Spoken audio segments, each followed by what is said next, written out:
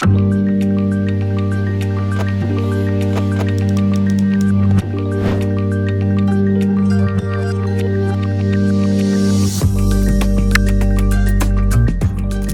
my name is Alex, and I'm the product trainer for iStore. Today we'll be looking at privacy and security features for iPad. Now, we'll be looking at how this can keep you and your child's safety top of mind throughout anything that they do on their iPad. Let's get started. Imagine the scenario where it's a little bit of exam time and you want your kids to really focus on doing their important schoolwork on their iPad instead of just dwelling off and playing games the whole day. So within app limits, you can set up specific apps to only have a certain amount of limit for the day. Let's have a look at how this works. I'm going to go into settings once more on my iPad. I'll go into screen time, and from here you'll notice there's an option called app limits. Now, very important, when using app limits, you need to have a screen time passcode. This is something that you can set up in the bottom of my screen where you can see my cursor at the moment. I'm going to move up again to where it says app limits.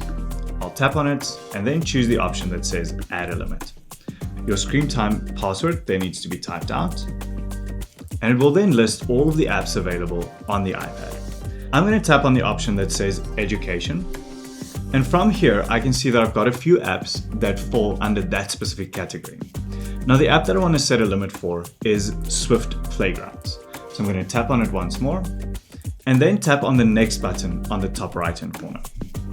From here, I can now set the amount of time that is allowed for this app. Let's say 1 hour every day.